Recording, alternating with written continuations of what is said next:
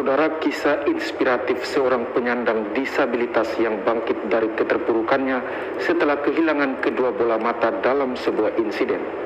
Ia melanjutkan pendidikan hingga meraih gelar sarjana, kemudian membangun usaha pengasapan ikan untuk memenuhi kebutuhan hidupnya.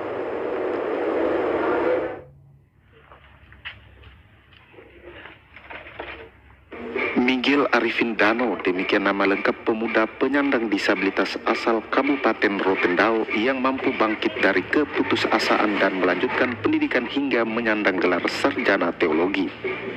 Miji, demikian sapaan akrabnya, bukan penyandang disabilitas sejak lahir. Tahun 2007 ketika ia duduk di bangku kelas 3 SMA, remaja putra ini kehilangan penglihatannya akibat ditampar oleh seorang oknum guru. Berbagai upaya dilakukan agar Miji kembali melihat, namun tidak membuahkan hasil. Ironisnya, Miji dikeluarkan secara paksa dari sekolah. 1 tahun bermuram durja di kampung halaman. Miji kemudian mengambil keputusan untuk melanjutkan pendidikan.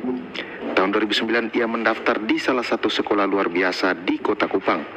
Miji belajar menggunakan tongkat, membaca huruf braille hingga belajar menggunakan komputer. Tahun 2012 Miji menamatkan pendidikannya. Ia kemudian melanjutkan ke perguruan tinggi. Awalnya ia kesulitan mendapatkan kampus untuk belajar, namun akhirnya diterima di sebuah perguruan tinggi swasta di Kota Kupang. 4 tahun menjadi mahasiswa, Miji akhirnya dinyatakan lulus dan menyandang gelar sarjana teologi. Selain pendidikan formal, Miji juga mengikuti berbagai pelatihan seperti pelatihan komputer, pelatihan di bidang e-commerce, dan berbagai pelatihan yang difasilitasi Kementerian Kominfo. Berbekal ilmu marketing yang dipelajari, Miji membuka usaha pengasapan ikan yang diberi nama CI Miji.